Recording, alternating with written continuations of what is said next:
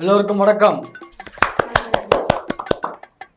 இங்க ஒண்ணு சொல்லிக்கிறேன், இங்க தமிழ்நாடு தான் விஜய், விஜய் தான் தமிழ்நாடு.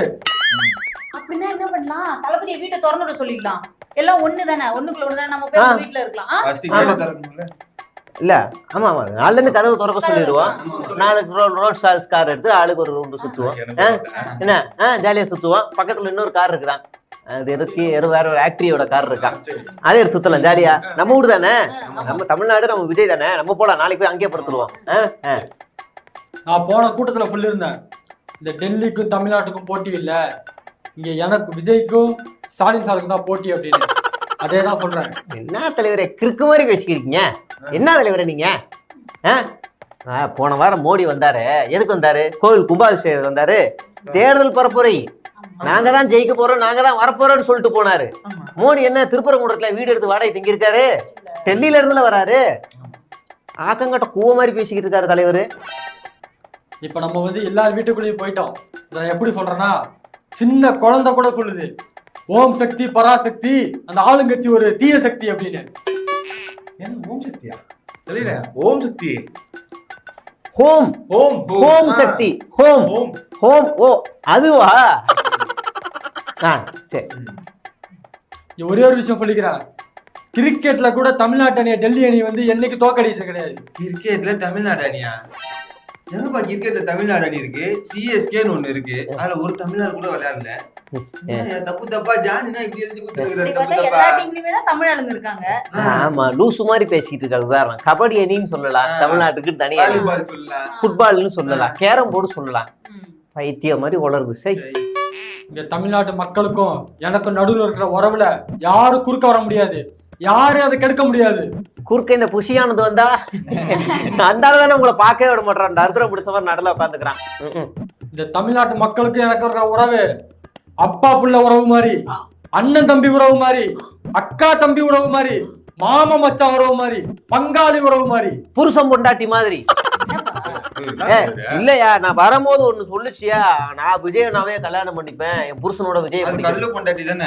இன்னொரு பையன் சொன்னாயா, நான் ஆபரேஷன் பண்ணி விஜய கல்யாணம் பண்ணிப்பேன்னு. அதனால அந்த உறவையும் சேர்த்துக்கலாம்ல, நம்ம தொண்டர்கள் விரும்புறாங்க, அதனால அப்படி சொன்னேன். அடுத்த ஜென்மம்னு ஒண்ணு இருந்துச்சுன்னா அதுல கண்டிப்பா நான் ஒரு விவசாயியோட மகனா தான் பிறப்பேன், விவசாயம் பண்ணுவேன். இந்த ஜென்மத்துல என்ன பண்ண போறாராம்? இப்போ என்ன வயசு 50 தானே ஆகுது, இன்னும் இளைஞர் தானே சொல்றாங்க. இப்பவே அதான் அரசியலை விட்டு வந்தாச்சு, போய் மம்பட்டி எடுத்து விவசாயம் என்னன்னு கத்துக்கலாம், தஞ்சாவூர்ல ஒரு வீட்டுல போய் தங்கலாம். ஒன்னும் லேட் ஆகல, பண்ணலாம். சும்மா இருக்கிறது அங்க போய் நெல் நச்சு புடுங்கலாம், பண்ணலாம். ஆமா ஆமா, சினிமா வேலையும் இல்ல, வேலை வெட்டி வேலை, இந்த வெட்டி வேலையை இந்த ஜென்மத்திலேயே கிளிக்கலாமே.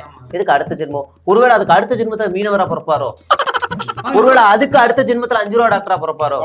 பிறப்பாங்க எல்லாம். இல்ல அப்படி அதுதான் வளர்ற நம்ம இதாக்குறது. என்னமோ உருட்டி தொலை, நீ கேட்டு தொலைகிற நாங்களும். ஐநா சபையில ஒரு விஷயம் சொல்லியிருக்காங்க, தண்ணீர் திவால் ஆகுதான். என்னடா தண்ணீர் திவால் ஆகுதுன்னு போய் பார்த்தா மண் வளத்தை புரண்டாங்க. இந்த ஆளுங்கட்சி மண் வளத்தை புரண்டதால தான் ஆகுது. ஐநா சபை வரைக்கும் பேசுறாரு. வெறும் மண்ணை எடுக்கிறதுனால மட்டும்லாம் தண்ணீர் திவால் ஆகல. இப்பெல்லாம் யாரு போர்வெல் இல்லாம இருக்கிறா? வீட்டுல எல்லாரும் போர்வெல் வச்சிருக்காங்க, தண்ணியை தோண்டி எடுக்கிறாங்க, மண்ணை தோண்டி போர் எடுக்கிறாங்க. அது இல்லாம பாப்புலேஷன் ரொம்ப அதிகமாயிடுச்சு, தண்ணீர் தேவை அதிகமாச்சு. அப்படி இப்படின்னு எல்லாமே தான் காரணம் தவிர நம்ம இது மழையோட அளவு கம்மி. இப்பெல்லாம் எங்க மழை பெஞ்சிச்சு? போன வருஷம் மழை பெஞ்சிச்சா? மழையே அதிகமா இருக்குமா? இது மொத்தமா ஒரு நாடா உலகமா சேர்ந்து மக்களா சேர்ந்து முடிவு எடுக்கணும். ஒரு தமிழ்நாடு மட்டும் மாறிடுச்சுனால எல்லாமே கிடைக்காது. சைனால அண்டார்டிகால ஒரு பெரும் பனிப்பாறை இடிஞ்சு விழுந்துருச்சான். அதுக்கு கீழ் வழியா இருக்கிற ஒரு பூமி நரம்பு மண்டலம் தமிழ்நாட்டுல கனெக்ட் ஆகுதான். அதுக்கு காரணம் தமிழ்நாடு வெப்பநிலை ஆகுறதுனாலதான் அங்க உடைஞ்சிருக்கான். இங்க திமுக தான் காரணம். அதுக்கு நம்பி தொலைங்கிற நாசமா போனவங்களா. அப்புறம் அந்த மேல்மா திட்டம், அதுல உங்க நிலைப்பாடு என்ன சார்? என்ன நான் சொல்லவா, ரொம்ப தெளிவா ஸ்டேட்மெண்ட் கொடுத்துட்டாங்க. அங்க இருக்க விவசாயிகள் போராட்டம் நடத்தினாங்க. உடனே இவங்க சொல்லிட்டாங்க, விவசாயிகளுடைய அனுமதி மீறி அவங்களுடைய கன்சென்ட் இல்லாம அவங்களோட நிலத்தை நாங்க எடுக்க மாட்டோம் அப்படின்னு தெளிவா ஸ்டேட்மெண்ட் கொடுத்துட்டாங்க. வளர்ச்சி முக்கியம்தான், ஆனா அதே நேரத்துல அவங்களுடைய இது எல்லாமே நாங்க எடுக்க மாட்டோம்ட்டாங்க. இதுதான் ஜனநாயகம். அது மட்டும் இல்ல, இதே புல்டோசர் ஆச்சியா, நிலம் கொடுக்க மாட்டோம்னு போய் நோண்டி எடுத்ததுல. சரி, ஓன் நிலைப்பாடு என்ன கேட்கணும். இந்த விஷயத்தெல்லாம் நம்மளை கேட்டா நம்மளை திருப்பி கேட்பாங்க, காவேரியில உன் ஸ்டாண்ட் என்ன, காவேரியில உன் நிலைப்பாடு என்ன, நம்மளே திருப்பி கேட்பாங்க. ஆமா கேட்போம்ல. ஏன் கேட்போம்? இங்க இருக்க திமுக அரசாங்கம் கர்நாடகாவில் இருக்கக்கூடிய காவேரி தண்ணீர் தமிழ்நாட்டுக்கு வேணும்னு போராடி உச்சநீதிமன்றத்தில் போய் தீர்ப்பு வாங்கிட்டு வருது. என்னன்னு வருது? வாரியம் அமைக்கணும்னு உச்சநீதிமன்றத்தில் போராடி தீர்ப்பு வாங்குது. ஆனால் பாஜக அதை பார்த்துட்டு எனக்கு இதில் இருக்கிறது புரியலை, ஆணையம் நினைக்கிறேன்னு சொல்லி ஆணையம் அமைக்குது. ஆணையமுக்கும் வாரியமுக்கும் என்ன வித்தியாசம்? வாரியம்னா காவிரியில் ஒரு மத்திய அரசாங்கம் ஒன்றிய அரசு சேர்ந்து அதிகாரிகளிலிருந்து ரெண்டுத்துக்கும் கரெக்டான நீரை திறந்து விடுவாங்க, யார் வேணாலும் போய் திறந்துக்கலாம்.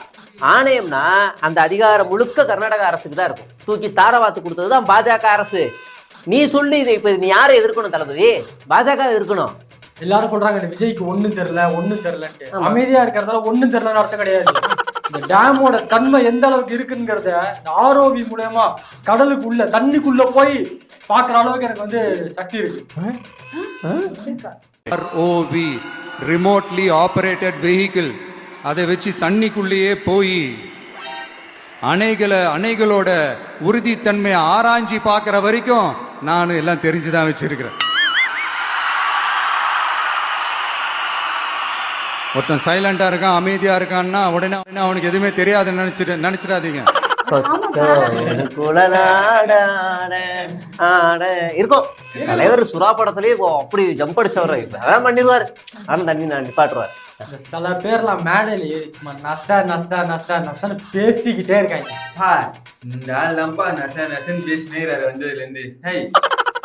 ஒரு விஷயம் மட்டும் சொல்லிக்கிறேன், இந்த கடல் விவசாயிகளான மீனவர்கள். கடல் விவசாயிகளா? விவசாயம்னா பயிர் விதைச்சு எடுக்கிறதானே விவசாயம். அது வந்து வேட்டை தொழில் தானே, அது அழியாத வேட்டை தொழில். எப்ப வேணாலும் கிடைக்கும் மீன் வளம். என்ன மீனை உற்பத்தி செய்யறதுக்கு கூட போய் இறையா போடுறாங்க கடல்ல? புரியலையே, நம்ம சொல்லி தொலைது. சரி போட்டோம். இந்த ஆட்சியில மீனவர்களுக்கு பாதுகாப்பே இல்லை. மீனவர்களுக்கு ஏதாவது ஒண்ணுன்னா இந்த ஆட்சியில இருக்கிற இந்த முதலமைச்சர் வேற லெட்டர் மட்டும் போடுறாரு. ஆனா நம்ம ஆட்சிக்கு வந்துட்டோம் அப்படின்னா மீனவர்களை தொடர்றதுக்கே யோசிப்பாங்க. ஏன்னா இவர் ட்வீட் போடுவாரு போல இருக்கு. இல்ல எனக்கு ஒன்றும் புரியல. தமிழ்நாடு முதலமைச்சருக்கான உரிய பவர் என்ன? இலங்கையில இருந்து வந்து ஒரு நாட்டை சேர்ந்த இராணுவமோ கடற்படையோ வந்து நம்ம மீனவர்களை அடிக்கிறாங்கன்னா அது தேச பிரச்சனை. இங்க இருக்க முதலமைச்சர் போய் ஃபோர்ஸ் அனுப்பி அவங்கள போய் அடிக்க முடியுமா? அது ரெண்டு நாட்டுக்கான பிரச்சனையா மாறிடும். அப்புறம் இந்தியா இலங்கைக்கு பதில் சொல்லணும், ஐநா சபைக்கு இந்தியா பதில் சொல்லணும். இதெல்லாம் தெரியுமா தெரியாதான்னு தெரியலையே. முதலமைச்சருக்கு என்ன அதிகாரம் இருக்குன்னு கூட தெரியாத தற்கொலையா இருக்கு. மத்திய அரசாங்கத்துக்கு ஒரு கடிதம் தான் எழுத முடியும், அவ்வளவுதான். இதெல்லாம் தெரியாம இவர் வந்தா கடல்ல போய் இவர் ஒத்தை கொத்த போய் நின்று சண்டை போடுவார் போல இலங்கை கடற்படையோட. இந்த திமுக ஆட்சி 2 தடவை ஆட்சியை பிடிச்சா சரித்திரமே கிடையாதுங்க. அதனால நம்ம தான் வரப்போறோம் அடுத்து. இப்படித்தான் எச்ராஜா சொல்லிக்கிட்டு இருந்தார். இந்த திமுக மு.க. ஸ்டாலின் அவருக்கு கட்டம் சரியில்லை, முதலமைச்சர் ஆகவே முடியாது, கட்டம் சரியில்லைன்னார். இன்னைக்கு அவர் கட்டம் சரியில்லாம கட்ட சார்ல உட்கார்ந்து இருக்கிறார். அந்த நிலைமை ஆயிருக்கு. இந்த ஜனநாயகன் படத்துக்கு நிறைய பேர் குரல் கொடுத்தாங்க. ஏன் நம்ம முதலமைச்சர் அவரு கூட அப்படியே பூசி மூழ்கி ஒரு மாதிரி நம்ம குரல் கொடுத்தாரு, அதுக்கெல்லாம் நன்றி. பூசி மூழ்கியா? அவர் படத்துக்கு வந்த பிரச்சனைக்கு இவரே வாயை திறந்து பேசல. அட்லீஸ்ட் அவர் வாயை திறந்து குரலாவது கொடுத்தாரு. அப்புறம் என்ன பக்கமாவே எழுதி வெளியிடுவாங்க. எழுதியே இருப்பாங்க பக்கம் பக்கமா. உன் மூஞ்சிக்கு 2 போது நினைச்சிட்டாங்க தல. அந்த கேசரிக்கு பேசுறதே பெருசு. சிஎம் சார், நீட்டை ஒழிப்பன்னு சொன்னீங்களே, இது வரைக்கும் நீட்டுக்கு என்ன சார் பண்ணீங்க?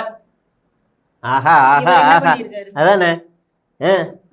இவர் தானேப்பா கொஞ்ச நாளைக்கு முன்னாடி தமிழ்நாடு அரசு கொண்டு வந்த சட்டமன்றத்துல நீட்டுக்கு வந்து நான் முழு மனதோட ஆதாரமா நான் வந்து ஆதரவு கொடுக்குறேன்னாப்ல வரவேற்கிறேன்னு சொன்னாரு. நிறைய பேருக்கு சொல்ல வேண்டியிருக்கு, நீட்டுக்காக தமிழ்நாடு அரசு என்ன பண்ணுச்சு அப்படின்னு. அதிமுக அரசாங்கம் நீட்டுக்காக ஒரு மசோதா நிறைவேற்றி அதை சட்டமன்றத்துக்குள்ளே ஒழிச்சு வச்சுக்கிச்சு. ஆனா திமுக அரசு வந்ததுக்கு அப்புறமா அதை நிறைவேற்றி மீண்டும் ஆளுநருக்கு அனுப்புச்சு. ஆளுநர் திரும்ப அனுப்புனாரு, அப்படியே அவரே வச்சுக்கிட்டாரு. மறுபடியும் அனுப்புனதை மறுபடியும் போராட்டம், சட்ட போராட்டம் நடத்தி ஆளுநர் கையில் இருந்த மசோதாவை ராம்நாத் கோவிந்துக்கும் திரௌபதி முர்முக்கும் அனுப்ப வச்சாங்க. அது மட்டும் இல்ல, உச்சநீதிமன்றத்துக்கு போய் திமுக அரசு வழக்கு தொடர்ந்து போராட்டம் நடத்துது. அது மட்டும் இல்ல, ஐயோ இந்த தீர்ப்பு எப்போ வரும்னு தெரியாது, அதுக்குள்ள இங்க தமிழ்நாட்டு மாணவர்கள் எத்தனை பேருடைய வாழ்க்கை கெட்டு போகுமோ, அதனால நம்மளால முடிஞ்ச உதவி செய்யணும்னு தமிழ்நாடு அரசு அரசு பள்ளி மாணவர்களுக்கு இலவச நீட் கோச்சிங் சென்டர் அமைச்சு கொடுத்துருக்கு. இதுக்கு மேல என்ன தற்கொலை வேணும்? நீ ஏற்கனவே பாஸ் ஆனவனுக்கு தூக்கி கொடுத்துக்கிட்டு இருக்கிற.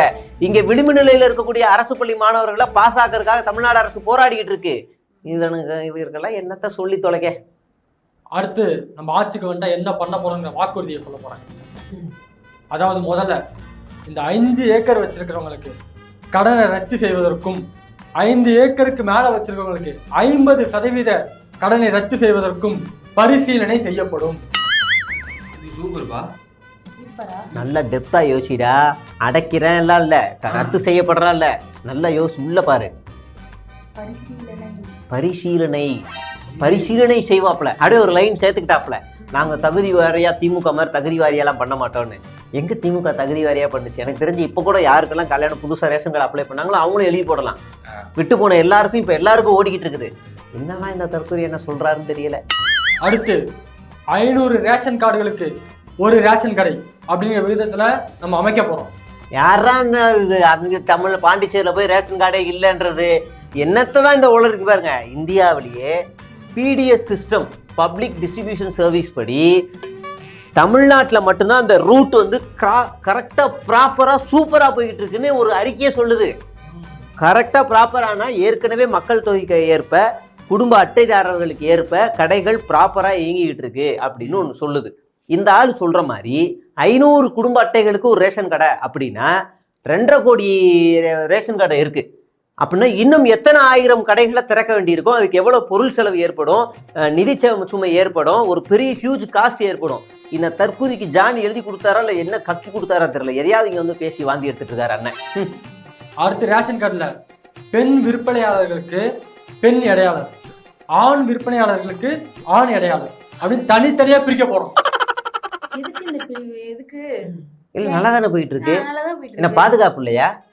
எனக்கு சம்மந்தம் இல்லாம எதுக்கு? எனக்கு தெரிஞ்ச எல்லா ஆண்கள் ரோட்ல இறங்கி போராட்டம் நடத்துறாங்க. அங்கன்வாடியில வேலை செய்யறவங்க, அந்த அமைப்புல இருக்கவங்க, நாம்கோவோ அதுல இருக்காங்கல்ல, இறங்கி போராட்டம் நடத்துங்க. விஜய்க்கு எதிராக போராட்டம் நடத்துங்க. பனையூரை முற்றையிடுங்க. கேவலப்படுத்துறாங்க. அவங்க என்ன ஆமா, பண்ணுவாங்க? ஆண் பெண்ணை மட்டும் பேசுறாரு. திருநங்கைகள்லாம் திருநம்பிகள்லாம் அவங்க ஒதுக்குறாரோ? ஒதுக்குறாரு. என்ன இளவு என்னையா டாபிக் இது? என்னையா இது? இன்னும் இப்ப மூட்டையா அரிசி லாரில இருந்து இறங்குமே, அதெல்லாம் பெண்கள் எப்படி தூக்குவாங்க?